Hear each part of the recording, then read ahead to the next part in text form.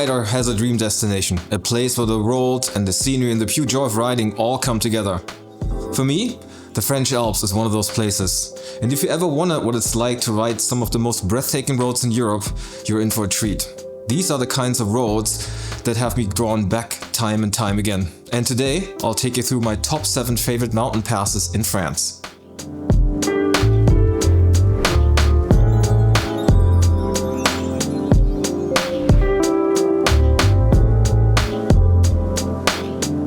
What's up, my biker friend, and welcome back to the channel. Before we dive into the top 7, let's talk about what makes the French Alps so special for me. The French Alps are unlike any other riding destination I've experienced. Here the roads wind through towering peaks, ancient villages and untouched landscapes, offering a unique blend of adventure and tranquility that's hard to match. What truly sets the French Alps apart is the incredible variety of scenery, perfectly tailored for motorcycle enthusiasts. Beyond the high alpine passes, which I will cover in this video, the region also offers stunning canyons like the Dalouis and Verdon Canyon. These dramatic, rugged landscapes provide a stark, breathtaking contrast to the high alpine passes in the mountains. And then there's the balcony roads. Hidden gems, marvels of historical road engineering. These narrow, cliffside routes, often carved straight into the rock face, offer an exhilarating experience with steep drops and unmatched views. If you would also like to learn more about the canyons and balcony roads, just let me know in the comments and I'll do another video on that.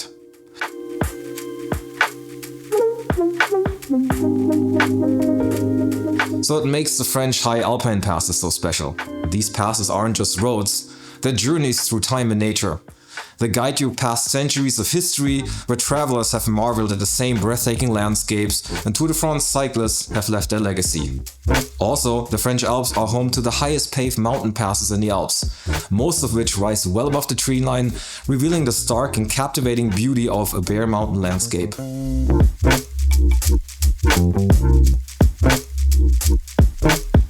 One of the things I love most about the French Alps is that I feel more untouched as compared to some other regions in the Alps. Sure, there are famous passes that can get a bit busy during peak summer, but you'll find stretches of roads that feel like they were just made for you. On more than one occasion I've ridden these roads and I felt like I had the whole mountain to myself. And there's nothing like that feeling of freedom when it's just you, the bike and the open road. Just last year, I visited the French Alps twice, with my last trip in early October for the end of season 2024 ride, where I guided a group of friends through these breathtaking landscapes.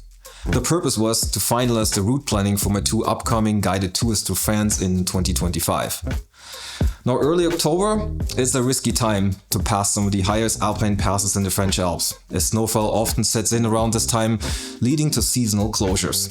Luckily for us, there was one final highlight that was still passable, despite having already faced some intermission closures. We crossed the Col du Galibier late in the season, just as the autumn chill was settling in. For the first time, I experienced this incredible pass completely free of crowds. The solitude combined with the dramatic views of the surrounding peaks covered in early snow was nothing short of spectacular. It's moments like these that make the French Alps such a special place for me, and for anyone lucky enough to ride there.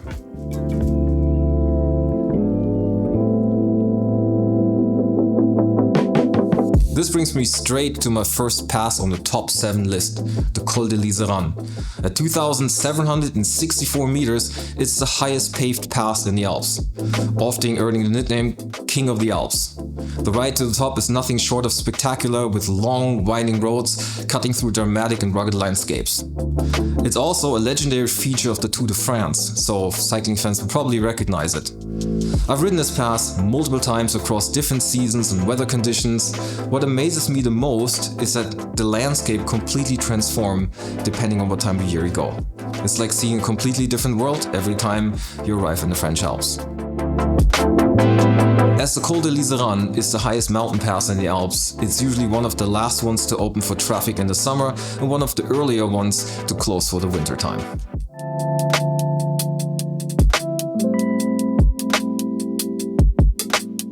Now this one is a classic. The Col du Grand Saint-Bernard has been connecting Italy and Switzerland for ages, as it's one of the most ancient passes through the Western Alps, with evidence pointing all the way back to the Bronze Age for its use. So there's a historical component to the pass, knowing that centuries ago, traders and travelers have used the exact same route. But there's also the incredible scenery surrounding the pass, which makes the approach from any direction an absolute joy to ride.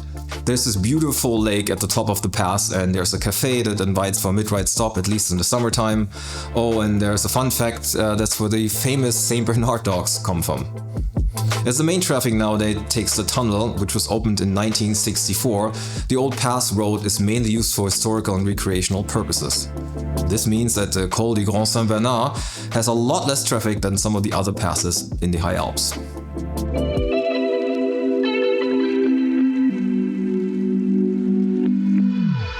Next up is the Col du Galibier. This one is absolutely legendary. It's famous with its tight switchbacks and steep climbs. And let me tell you, it's a challenge, but in the best possible way. The reward? Once you're at the top, you've got some of the most stunning views in the Alps. On a clear day, you can even see Mont Blanc in the distance. The descent is just as fun, with these sweeping curves that let you really enjoy the ride. It's an adrenaline rush for sure. As the area of the summit can be difficult to cross, a tunnel was built in 1890 and it's still used today. The tunnel is only wide enough to allow one-way traffic, so there's a traffic light regulating the flow of traffic. And of course, if you want to cross the pass at the summit and you happen to arrive here in less than ideal weather conditions, you may have to take the tunnel, just as we had to in October at 1 degree Celsius.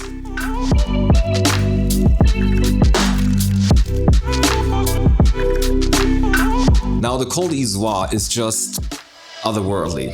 There's a section called Cassé de Désert. I'm not sure if I'm saying it correctly, but honestly it feels like you're riding on another planet. The landscape is so unique, just rocks and peaks as far as the eye can see. This pass is also very famous for its role in the Tour de France, and at times you can still see the markings of the cycling race on the road. The Col d'Izoire is one of my favorite passes and I've ridden it numerous times by now. What I really appreciate is how smooth the road surface is, combined with like a good flow of curvy sections. It's a great mix of challenging sections, easy sections, good flowing parts, and it doesn't matter what your skill level is, you definitely enjoy this pass.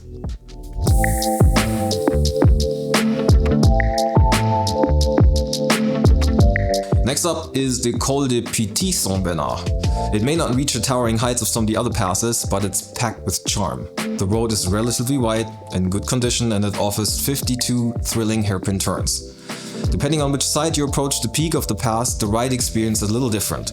Both sides offer plenty of hairpin turns, but if I had to pick a favorite, it would probably be from the north. Oh, and if you're looking for a memorable stop for the night, the town of La Rosière on the way up from the southern side is perfect. I've stayed in this town once and I've watched the sunset over the mountains from there, and it's truly special.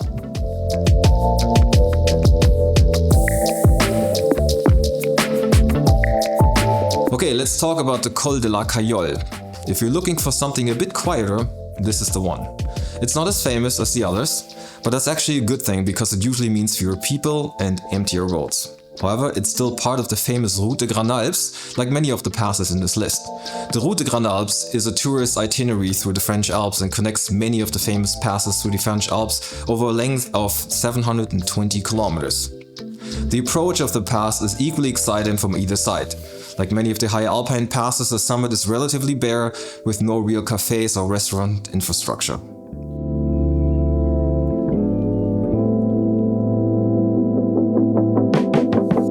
And finally, we've got the Col de la Bonette. Now this pass is often mistaken for the highest in the Alps because of that little loop at the top called the Cime de la Bonette. It's technically not part of the pass, but it gets you to the highest paved elevation you will likely experience in the Alps. This pass is an absolute must-ride for anyone riding in the French Alps. The road itself is fantastic, with a mix of tight hairpins and long straights that give you the perfect balance of challenge and fun. It's one of those passes that really sticks with you. The Col de la Bonette is one of those top highlights in the French Alps, but somehow it is not part of the Route des Grand Alps.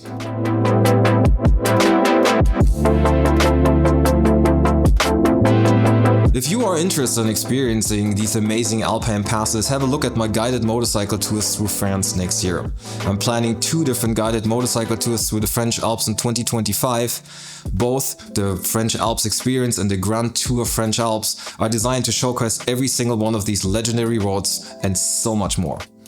If you'd like to join one of my tours, check out my website as I've updated my calendar for next year. The links for the guided tours are in the description. Well, and then there is the Central Alps, which provide an incredible concentration of high alpine passes with many of the best routes winding through Switzerland and Italy. So if you're curious about my top 10 must-ride passes in the Central Alps, be sure to check out this video.